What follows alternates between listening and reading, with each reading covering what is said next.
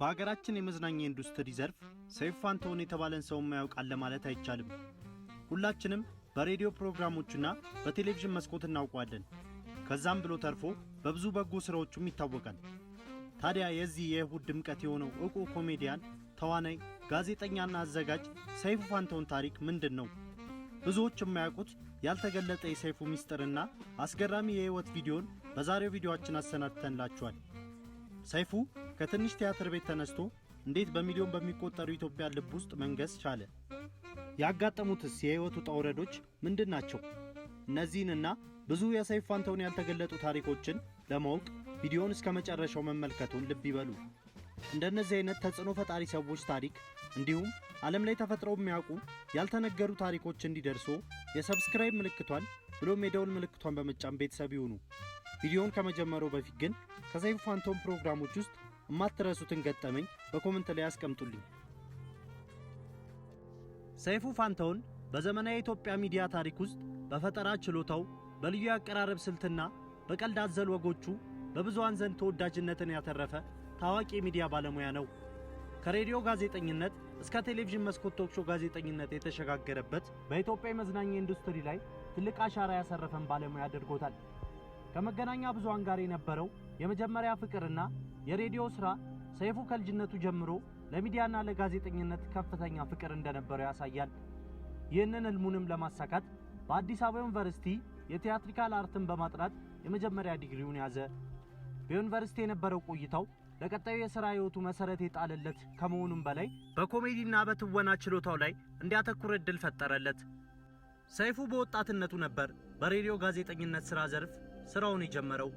በወቅቱ በነበረው የወጣቶች ዓለም ዝግጅት ላይ በሚያቀርባቸው ሳቢና አዝናኝ ፕሮግራሞች በፍጥነት ተወዳጅነትን አገኘ። ይህ የመጀመሪያው የሚዲያው ገጠመኝ ለቀጣይ ስኬታማ ሥራዎቹ መሠረት የጣለለት ምዕራፍም ሆነለት።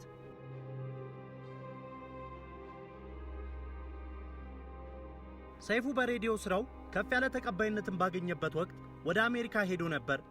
አሜሪካ ውስጥ የነበረው ሕይወት መጀመሪያ ላይ እንደጠበቀው ቀላልም አልነበረም። ከኮሜዲያነት ሥራው ሙሉ በሙሉ ወጥቶ ሕይወቱን ለማሸነፍ የተለያዩ የሥራ ዘርፎችን ለመስራትም ተገዶ ነበር። ይህም ወቅት ትዕግስትና ጽናትን የተማረበት እና ያወቀበት ጊዜም ሆኖለታል። ታዲያ በዚህ ከባድ ጊዜ ሰይፉ የሚዲያ ህልሙን በጭራሽ አልዘነጋም ነበር። የኢትዮጵያ ማህበረሰብ በሬዲዮ ላይ በመሳተፍ ያዝናናም ነበር። ብዙ ሰዎች ለመጀመሪያ ጊዜ አሜሪካ ሄደው ከቆዩ በኋላ ወደ አገር ቤት ለመመለስ ቢያመነቱም ሰይፉ ግን ትልቅን ህልም ይዞ ወደ ኢትዮጵያ ተመለሰ። ሐሳቡም በኢትዮጵያ የመጀመሪያው የሆነውን የምሽት ፕሮግራም ወይንም ሌት ናይት ቶክ ሾው ለመጀመር ነበር።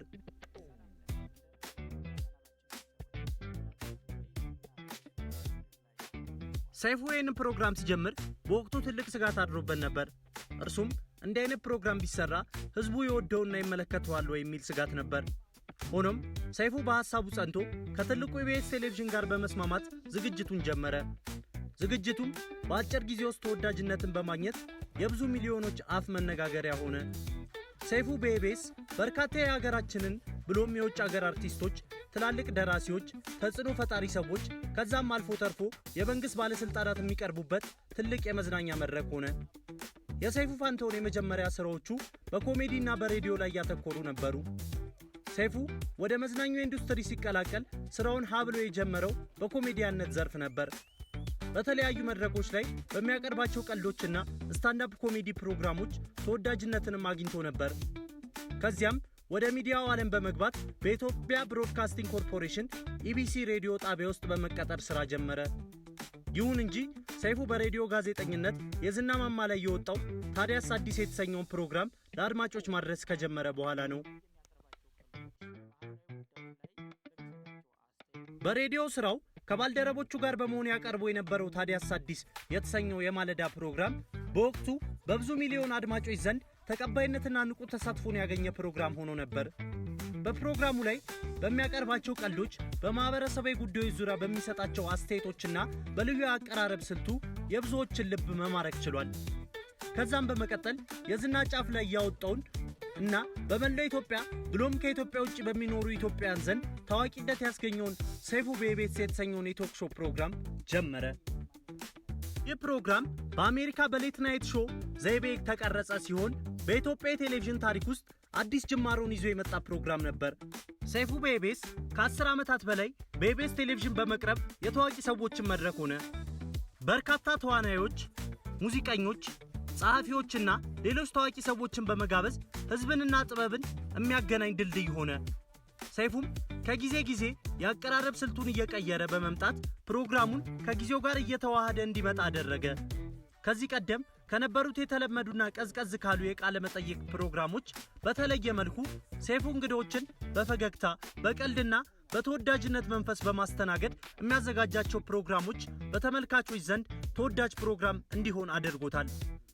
ሰይፉ ዝግጅቱን የሚያቀርብበት መንገድ ብዙዎችን የሚማርክ ነው። እንግዶችን ዘና በማድረግ የህይወት ገጠመኞቻቸውን እንዲናገሩና ስኬታቸውና ከውድቀታቸው ሰዎች ወይንም ተመልካቾች እንዲማሩበት የተመቸ መንገድን ፈጥሯል።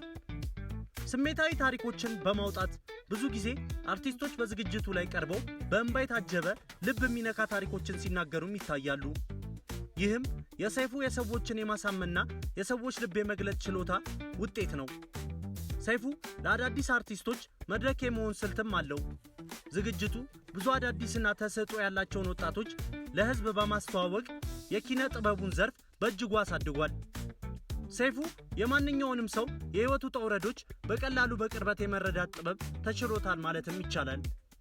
ፕሮግራሙም የብዙ ኢትዮጵያን ቤተሰቦች ሳምንታዊ መዝናኛ ጊዜ በመሆን የኢትዮጵያ ሳሎን የሚል ቅጽል ስም እስከ ማግኘትም ድረስ ደርሷል።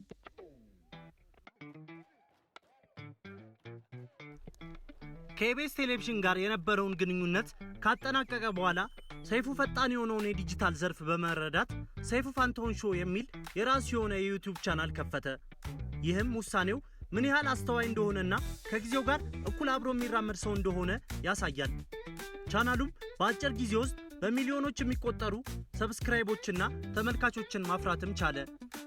በዩቲዩብ ቻናሉም የቀድሞ ፕሮግራም ይዘቱን ይበልጥ አዘምኖና አስፍቶ በመቀጠል ከሀገር ውስጥ አልፎ በዓለም ዙሪያ ለሚገኙ ኢትዮጵያና ትውልደ ኢትዮጵያን ዘንድ ተቀባይነትን አገኘ።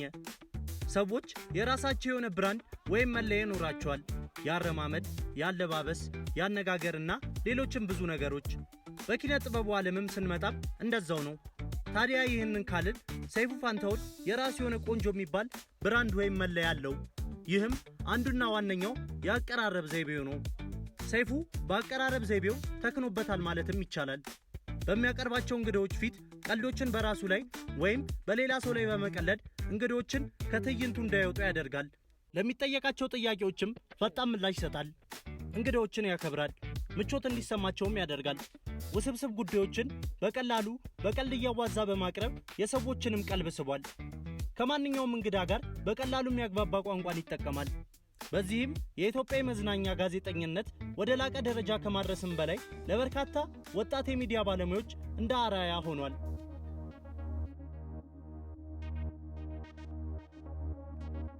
ሰይፉ ፋንታሁን ባለትዳርና የልጆች አባት ሲሆን ስለ ግል ሕይወቱ ብዙም ባይናገርም በፕሮግራሞቹ ላይ አልፎ አልፎ ስለ ቤተሰቡ ያለውን ፍቅርና ክብር ይገልጻል። ከቀልድ መድረክ ተነስቶ የሬዲዮ ኮከብ ከዚያም የቴሌቪዥን ንጉሥ በመሆን ዛሬም በዩቲዩብ ላይ ተጽዕኖ ፈጣሪ የሆነው ሰይፉ ፋንታሁን በጽናት በፈጠራና ከዘመኑ ጋር እኩል የመራመድ ችሎታው ለብዙዎች ትምህርት የሚሰጥ ነው። ከሀገር ውስጥ የሬዲዮ ጣቢያ እስከ አሜሪካ የህይወት ትግል ከዛም ተመልሶ በሀገሩ ላይ ትልቅ የሆነ የሚዲያ ፕሮግራም መገንባቱ ትልቅ ስምና ዝናን አስገኝቶለታል። የሰይፉ ታሪክ አንድ ሰው ከታች ተነስቶ ለህልሙና ለፍላጎቱ ብሎ ከኖረ ያንን ግቡን ማሳካት እንደሚችል የሚያሳይ ትምህርት ነው። ሰይፉ በኢትዮጵያ የመዝናኛ ኢንዱስትሪ ላይ ያሳረፈውና እያሳረፈ የሚገኘው አሻራ በመዝናኛው ዘርፍ የሚሰሩ ኮከቦችን አነቃቅቷል፣ እያነቃቃም ይገኛል። በዛሬው ፕሮግራማችን የኢትዮጵያ የመዝናኛ ኢንዱስትሪ ጀርባ አጥንት የሆነውን ኮሜዲያን፣ ጋዜጠኛ፣ ተዋናይና አዘጋጅ የሆነውን የሰይፉ ፋንታሁን ታሪክን አስቃኘናችሁ። እንደነዚህ አይነት ተጽዕኖ ፈጣሪ ሰዎች ታሪክ እንዲሁም ከዚህ ቀደም ተሰምተው የማይታወቁ ዓለምን ጉድ ያስባሉ ታሪኮች እንዲደርሱ የሰብስክራይብ ምልክቷን ብሎም የደወል ምልክቷን ይጫኑ። ሐሳባችሁን በኮመንት ላይ አስቀምጡልኝ። በቀጣይ ቪዲዮ እስክንገናኝ መልካም ጊዜ ይሁንላችሁ።